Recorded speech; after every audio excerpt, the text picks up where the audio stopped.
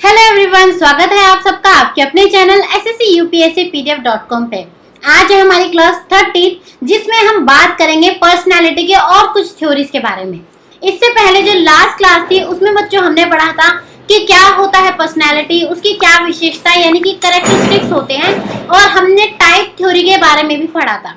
आज हम पढ़ेंगे कि ट्रेट जो थ्योरीज होती हैं उनके अंडर कौन कौन सी थ्योरीज आती हैं और कौन कौन से उन्होंने पर्सनालिटी के बारे में बात करी है कि किस तरीके से आप किसी भी पर्सन की पर्सनालिटी को डिवाइड कर सकते हैं, नाप सकते हैं कि उसकी पर्सनालिटी कैसी होगी।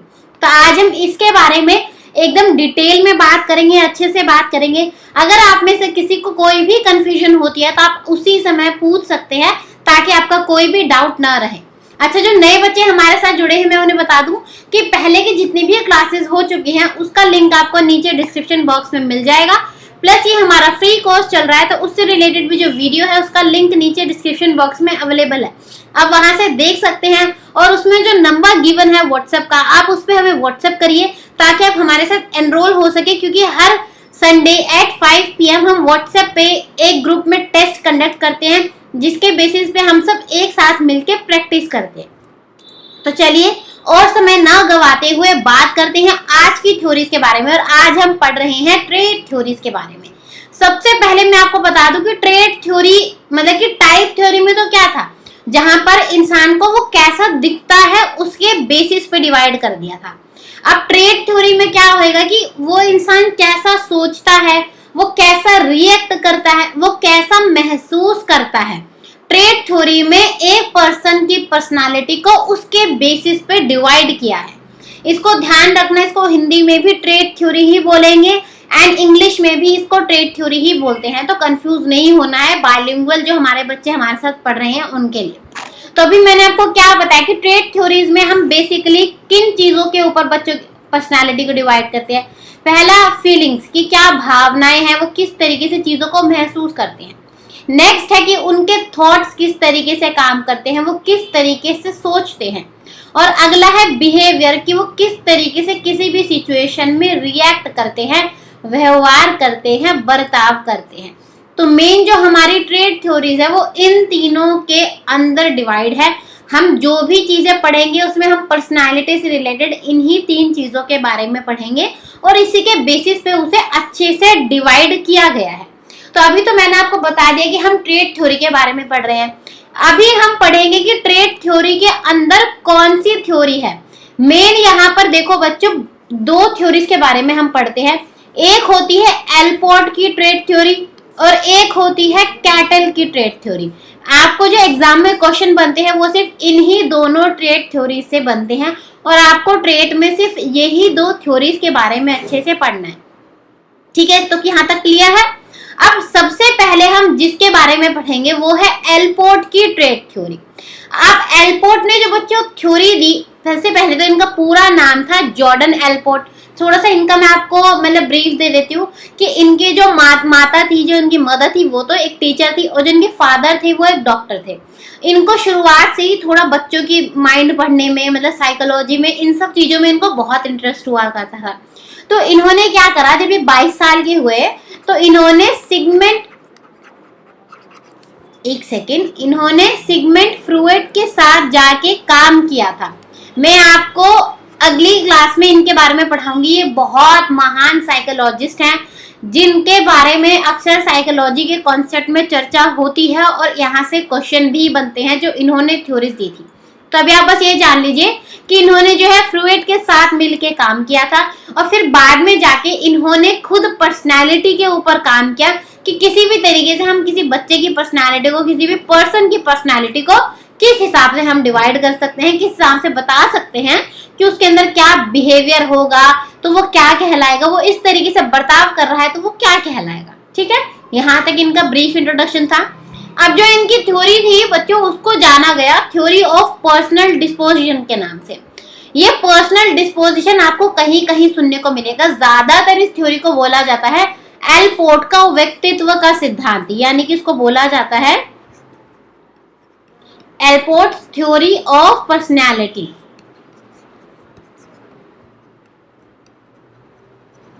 ठीक है, तो आपको थ्योरी ऑफ पर्सनैलिटी एलपोर्ट की या फिर आपको पर्सनल डिस्पोजिशन अगर नाम कहीं देखने के लिए मिलता है तो दोनों यहाँ पर सेम थ्योरी के बारे में बात हो रही है।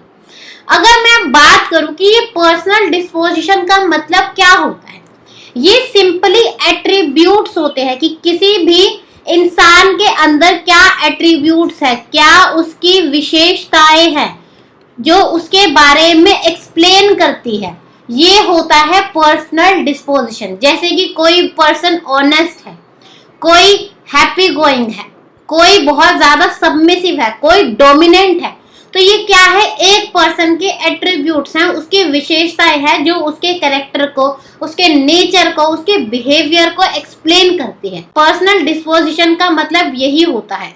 तो यहाँ पर बेसिकली इन्होंने क्या किया कि इन्होंने लोगों की पर्सनालिटी को डिवाइड कर दिया कि उनके अंदर किस तरीके की विशेषताएं हैं, यानी कि उसके अंदर किस तरीके के एट्रीब्यूट्स पाए जाते हैं। उसके बेसिस पे इन्होंने पर्सनालिटी को अलग अलग तरीके से अलग अलग ट्रेट्स में डिवाइड कर दिया। ट्रेट क्या होती है, किसी भी पर्सन की विशेषताएं। अब हम पढ़ते हैं कि इन्होंने कौन से ट्रेट है जो अलग अलग पर्सनालिटी के हिसाब से बताए थे। तो बेसिकली इन्होंने 3 पार्ट में इसको डिवाइड किया था। पहले को इन्होंने बोला कार्डिनल ट्रेट, दूसरे को इन्होंने बोला सेंट्रल ट्रेट एंड तीसरे को इन्होंने बोला सेकेंडरी ट्रेट। अब कार्डिनल ट्रेट जो होते हैं वो होती है मुख्य विशेषताएं,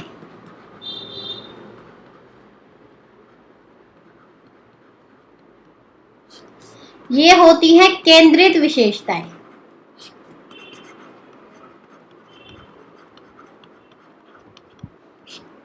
और ये होती है द्वितीय, कह लीजिए आप इसको, विशेषताएं।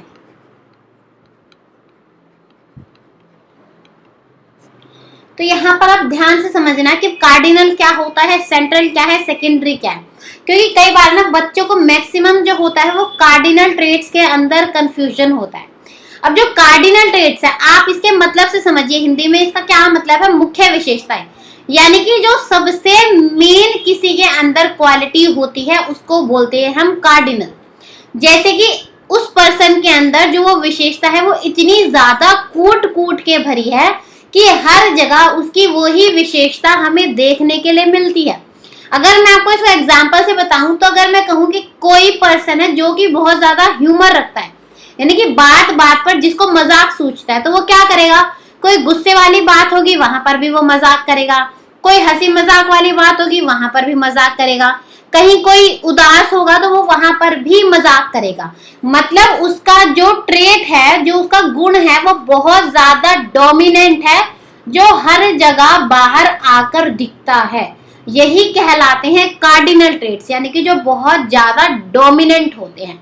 एक तो मतलब ये हो गया। अब कार्डिनल ट्रेट्स को हम एक दूसरे तरीके से और समझ सकते हैं। वो दूसरा तरीका क्या है कि जो ये ट्रेट्स होते हैं बच्चों, ये बहुत ज्यादा रेयर होते हैं, मतलब हर इंसान में ये ट्रेट देखने को नहीं मिलते। अब जैसे मैंने आपको बताया जो ह्यूमरस होगा, बहुत कम लोग ऐसे हैं जो हंसी आ रही है तो दुख में भी हंसेंगे, हंसने में भी हंसेंगे, गुस्से में भी हंसेंगे, मतलब हर जगह बस उनको हंसना है। ये चीजें बहुत रेयर होती हैं, ठीक है। दूसरा जो ये ट्रेट होते हैं ये इतने खास होते हैं, ये विशेषताएं इतनी ज्यादा खास होती हैं कि आगे जाके अगर हम सिंपल उसकी उस एट्रीब्यूट यानी उस विशेषता का नाम लेंगे तो हमें उस पर्सन की याद आ जाएगी कि हाँ वहां पर इसकी बात हो रही है। अब जैसे कि गांधी जी हैं, गांधी जी किस लिए फेमस थे, गांधीगिरी के लिए फेमस थे। अब गांधीगिरी में क्या होता था कि अहिंसा नहीं करनी, लड़ना झगड़ना नहीं है, सिर्फ बोल के अपनी बातों को लोगों को समझाना है, तो इसको गांधीगिरी बोला गया।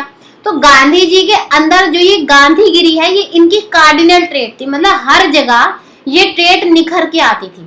अगर कोई इनसे गुस्से में बात करता था तो भी ये शांत रह के बात करते थे, कोई इनसे आराम से बात करता तो भी आराम से बात करते थे, कोई इन्हें मार पीट भी देता था, जेल में भी डाल देता तब भी वो इसी तरीके से बात करते थे।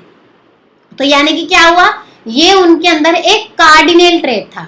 तो इनकी जो विशेषता थी इसको सबने बोला गांधीगिरी। अब जब भी हम सुनते हैं गांधीगिरी तो हमारे माइंड में सीधा क्लिक हो जाता है कि यहाँ पर गांधी जी की बात हो रही है, गांधी जी से रिलेटेड किसी बात की हम चर्चा कर रहे हैं। तो यहाँ पर आपको कार्डिनल ट्रेट क्लियर हो गया। मैंने बहुत आपको 2 अच्छे से एग्जाम्पल से इसको एक्सप्लेन कर दिया है ताकि आपको इसमें कोई भी कंफ्यूजन न रहे, ठीक है। अब दूसरा आता है यहाँ पर सेंट्रल ट्रेट। सेंट्रल यानी कि केंद्रित जो विशेषताएं होती हैं, ये ज्यादातर लोगों में पाई जाती है, मतलब जिससे हम नॉर्मली बताएं कि उसका नेचर कैसा है। अब जैसे हम बोल रहे अरे नहीं, राम तो जो है बहुत ऑनेस्ट पर्सन है, सीमा तो बहुत easy going happy go lucky लड़की है, अरे नहीं जो विपिन है उसको तो बहुत गुस्सा आता है, वो तो बहुत ज्यादा डोमिनेंट है। मतलब सिंपली हम जहां पर किसी भी पर्सन के नेचर की बात करते हैं, हम बताते हैं कि वो कैसा है, तो ये उसकी सेंट्रल ट्रेट होती है, मतलब ये हमेशा ही रहती है। देखो कभी कभी ऐसा होता है कि हमारी ट्रेट चेंज हो जाए। अब जो ऑनेस्ट है वो ऑनेस्ट ही होता है, अब जो बहुत खुश रहने वाला इंसान है, जॉली इंसान है, वो जॉली ही रहता है, जो डोमिनेंट है वो डोमिनेंट ही रहता है, बहुत कम ऐसा होता है कि वो बदल जाए। तो ये होती है सेंट्रल ट्रेट। अब ये अगली है सेकेंडरी ट्रेट यानी कि द्वितीय विशेषताएं।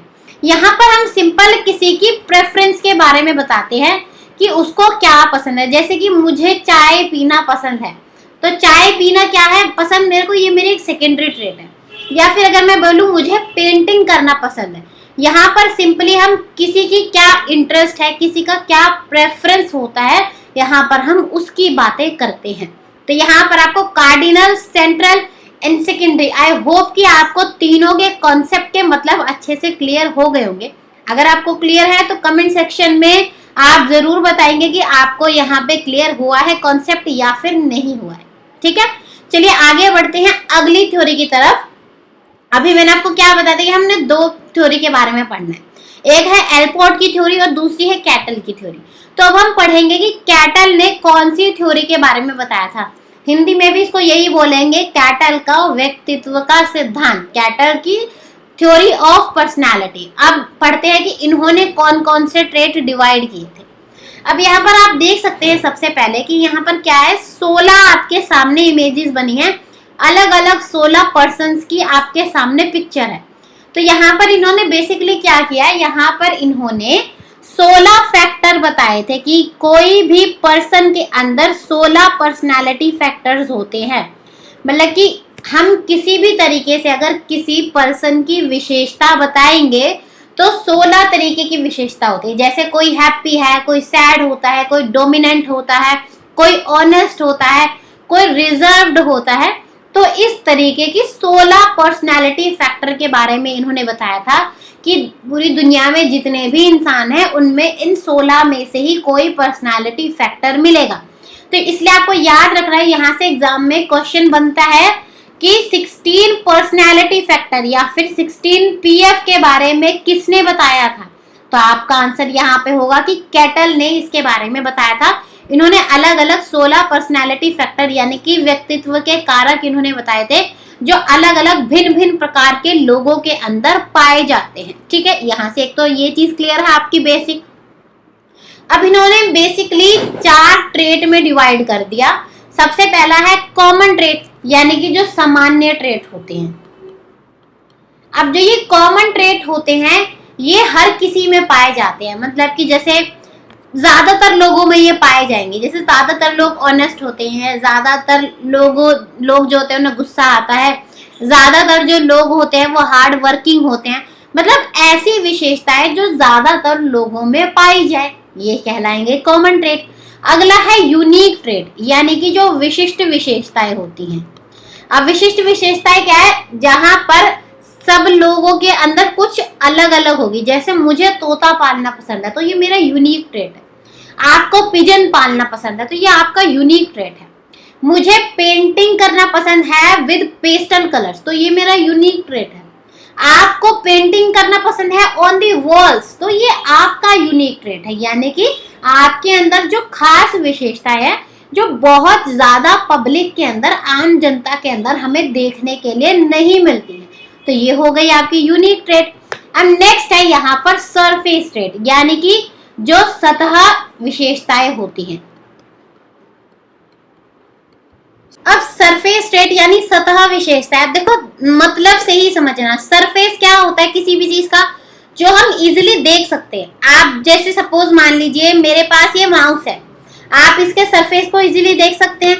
अब सपोज मान लीजिए मेरे पास ये पेन है, आप इसके सरफेस को इजीली देख सकते हैं। तो यानी यहाँ पर वो विशेषताएं होती हैं जिसको हम किसी के बिहेवियर को, किसी के व्यवहार को देख के, किसी को चेहरे को देख के हम इजिली इनको देख सकते हैं। अब जैसे इसका एग्जाम्पल क्या होगा कि अगर कोई पर्सन क्यूरियस है, यानी कि सपोज मान लो कोई बहुत ज्यादा इच्छुक है किसी को जानने के लिए, तो उसके फेस पे ना एक्सप्रेशन आ जाएगा, अरे जल्दी बता ना, जल्दी बता इसका आंसर क्या होगा, अरे मैम आ रही है जल्दी बता दे मेरा पेपर छूट जाएगा। तो उसके फेस से आपको क्यूरियस पना दिख जाएगा।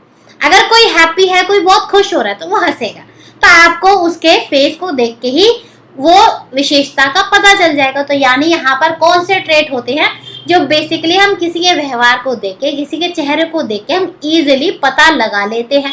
अब यहाँ पर जो सोर्स ट्रेट है बिल्कुल ही अपोजिट है इससे। अब सोर्स ट्रेट को हम बोलते हैं हिंदी में स्रोत विशेषताएं। ट्रेट को हिंदी में विशेषताएं बोलते हैं, ठीक है, बार बार मुझे लिखने की मतलब नीड नहीं है ऐसा, ठीक है।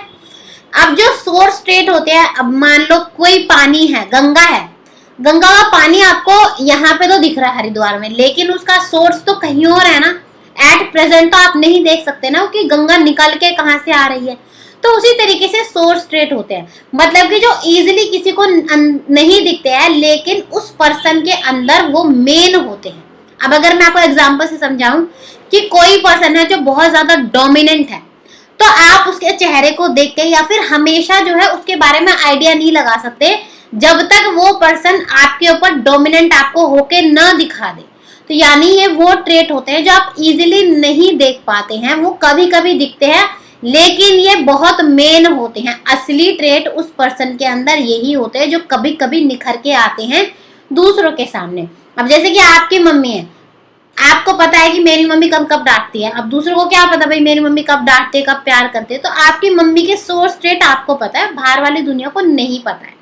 तो यहाँ से आपको I hope so common trait, unique trait, surface trait and source trait बिल्कुल क्लियर हो गया होगा। अगर आपको कोई भी कंफ्यूजन है तो आप पूछ सकते हैं, ठीक है, आपको दोबारा से वो चीज एक्सप्लेन कर दी जाएगी। बस आपको क्या याद रखना है कि आपको माइंड में बिल्कुल भी कंफ्यूजन नहीं रखनी है, क्योंकि जो हल्की सी कंफ्यूजन रहती है ना वही आपके एग्जाम में क्वेश्चंस को गलत करा देती है। अब इसके बाद जो हमें लास्ट थ्योरी पढ़नी है वो पढ़ेंगे हम आइसेंक की थ्योरी ऑफ पर्सनालिटी। अब बच्चों जो ये है ये थोड़ी अलग है, ये टाइप एंड ट्रेट थ्योरी कहलाती है। मतलब इसमें क्या है, इन्होंने टाइप और ट्रेट दोनों प्रकार का मिश्रण करके, दोनों को मिक्स करके इन्होंने इस थ्योरी को बनाया था, इसलिए हम इसको टाइप एंड ट्रेट थ्योरी के नाम से भी जानते हैं। तो अब पढ़ते हैं कि आइसेंक ने क्या चीजें बताई थी इसके अंदर। अब बेसिकली इन्होंने क्या करा, इससे पहले आपने क्या पढ़ाया था कि या तो पर्सन कोई इंट्रोवर्ट होगा या तो कोई एक्सट्रोवर्ट होगा, यानी कोई पर्सन या तो अंतर्मुखी होगा या फिर बहिर्मुखी होगा। लेकिन आइसेंक ने क्या बोला कि ऐसा नहीं हो सकता कि कोई पर्सन पूरा ही इंट्रोवर्ट है, कोई पर्सन पूरा ही एक्सट्रोवर्ट है। हर इंसान दोनों चीज का मिश्रण होता है या फिर दोनों चीज के कहीं बीच में होता है। तो इसी तरीके से इन्होंने 3 कैटेगरी बनाई। पहला बना इंट्रोवर्जन एंड एक्सट्रोवर्जन, इसको बोलते हैं हम अंतर्मुखी।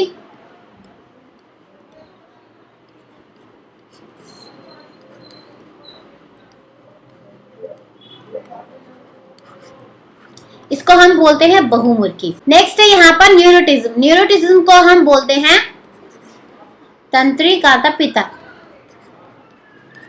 और नेक्स्ट होती है यहाँ पर साइकोटिज्म। साइकोटिज्म को हम बोलते हैं मनस्तपिता। ठीक है, आपके लिए मेन यहाँ पर ये समझने के लिए। अब इन्होंने क्या बोला कि जो एक पर्सन होता है वो इन सिचुएशन के कहीं बीच में होता है, या तो वो यहाँ होगा या यहाँ होगा या यहाँ होगा। ऐसा नहीं होगा कि कोई पर्सन पूरा ही यहाँ है या फिर पूरा ही यहाँ पर है। अब ध्यान से समझिए, इन्होंने क्या 3 सिचुएशन दी थी। पहला था इंट्रोवर्जन, यानी कि या तो कोई पर्सन जो है थोड़ा मतलब चुप रहना पसंद करता होगा, अपने अंदर रहना पसंद करता हो, किसी से ज्यादा बात ना करना। एक्सट्रोवर्जन क्या होते हैं, जो ज्यादा सोशल होते हैं, दूसरों से बातचीत करना पसंद करते हैं, मिलना जुलना पसंद करते हैं, अपने थॉट्स दूसरों के साथ शेयर करना पसंद करते हैं। ये चीज मैं आपको ऑलरेडी लास्ट क्लास में एक्सप्लेन कर चुकी थी। तो यहाँ पर आपको बस ये समझना है कि जो पर्सन होगा वो थोड़ा थोड़ा ऐसे बढ़ता है कि जैसे मान लो वो थोड़ा सा काम है, थोड़ा सा पेशेंट है, लेकिन जब वो एक्सट्रोवर्जन की तरफ बढ़ेगा तो वो धीरे धीरे सोशल भी होता जाएगा। मतलब कि कहीं ना कहीं जो पर्सन होता है वो इन दोनों के बीच में होता है। अब यहाँ पर न्यूरोटिज्म वो होते हैं जो लोग मतलब बहुत ज्यादा बेचैन होते हैं, बहुत ज्यादा हाइपर होते हैं, मतलब कि बेचैनी रहती है किसी भी चीज को करने की, हाइपर रहते हैं, बहुत जल्दी गुस्सा आता है। दूसरी तरफ है स्टेबिलिटी। स्टेबिलिटी यानी जितने बहुत जल्दी गुस्सा नहीं आता, वो बहुत शांत रह के काम करते हैं, ये बहुत काम करते हैं। तो जो पर्सन होता है वो इन दोनों के बीच में होता है। अगर वो यहाँ हुआ तो बिल्कुल काम होगा, और जैसे जैसे वो इस तरफ अगर बढ़ रहा है तो उसके अंदर थोड़ी कामनेस उसकी कम होती जाती है। तीसरा होता है साइकोटिज्म। साइकोटिज्म से आप देखिए यहाँ पर एक वर्ड निकल रहा है आपके लिए, साइको, यानी कि जो बहुत मानसिक दूसरी प्रवृत्ति के होते हैं, जिन्हें दूसरों को दुख देने में मजा आता है, उन्हें कोई फर्क नहीं पड़ रहा कि कोई रो रहा है कोई हंस रहा है। कई तो साइको ऐसे होते हैं कि मतलब कि दूसरों को जबरदस्ती गिरा देंगे, धक्का देंगे, बस मुझे मजा आया, दूसरों को मतलब मर्डर तक कर देते हैं अपने साइको पने में, ये होता है साइकोटिज्म। और दूसरी तरफ होते हैं वो लोग जिनका अपने ऊपर बहुत ज्यादा सेल्फ कंट्रोल होता है, जो अपने आप को बहुत ज्यादा कंट्रोल करके रखते हैं। देखो बच्चों, आपको यहाँ पर बेसिकली बस ये समझना है कि जो एक पर्सन होता है वो इन सिचुएशन के कहीं बीच में होता है। आई थिंक से आपको इतना ज्यादा कुछ पूछने के लिए नहीं मिलेगा, बस आपको पूछ सकता है कि ये जो इंट्रोवर्जन था या एक्सट्रोवर्जन था या फिर न्यूरोटिज्म था, ये थ्योरी किसने दी थी। तो आपको वहां पर सिंपली आंसर टिक करना है कि ये आइसेंक के द्वारा दी गई थ्योरी थी। आपको बस इतना ही पूछा जाएगा यहाँ से, ठीक है। तो आज के लिए यही 3 थ्योरीज हमें पढ़नी थी। अगली क्लास में हम पढ़ेंगे कि सिगमंड जो फ्रॉइड थे, इन्होंने पर्सनालिटी से रिलेटेड क्या क्या बातें करी थी, और वहां से बहुत इंपॉर्टेंट क्वेश्चंस आपके लिए बनते हैं। अब हमेशा की तरह एज यूजुअल छोटा सा क्विज राउंड रखेंगे, जहां पे मैं आपसे थोड़े से क्वेश्चन पूछूंगी ताकि मुझे आपकी नॉलेज का थोड़ा सा आइडिया हो जाए कि आपको कितने कॉन्सेप्ट क्लियर है। तो चलिए स्टार्ट करते हैं question answer round. So the first question for today is Eysenck measured personality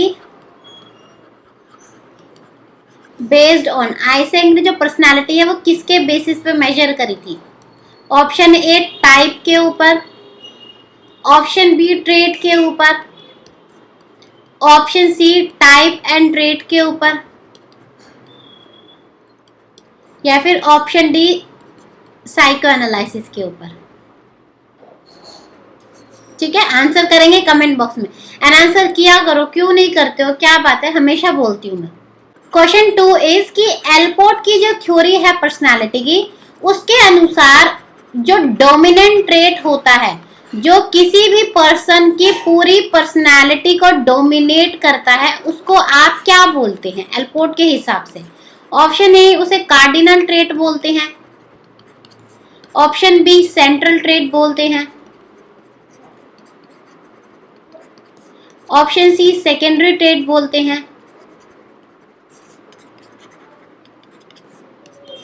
या फिर ऑप्शन डी है नन ऑफ द अबव। ठीक है, क्लियर है, आंसर करना कमेंट बॉक्स में। क्वेश्चन 3, वो कौन से ट्रेट हैं जो किसी भी पर्सन की पर्सनालिटी के बारे में या फिर उसके विशेषताओं के बारे में हमें बताते हैं कि मेन उसकी पर्सनालिटी कैसी है। ऑप्शन ए सेम जो क्वेश्चन 2 में आपको दिए गए थे, A cardinal, B central, C secondary and D none of the above. ठीक है, आंसर करेंगे कमेंट बॉक्स में। आज का सेशन यहीं तक था। अगर आपको आज की सारी बातें क्लियर हुई हो, सारे कॉन्सेप्ट क्लियर हो, तो जरूर शेयर करें हमारे चैनल को, ज्यादा से ज्यादा कमेंट करके बताएं कि आपको क्या अच्छा लगा हमारी वीडियो में, प्लस वीडियो को लाइक करना ना भूलें। चलिए बच्चों, अब मिलेंगे हम अगली क्लास में, तब तक के लिए thank you and good bye.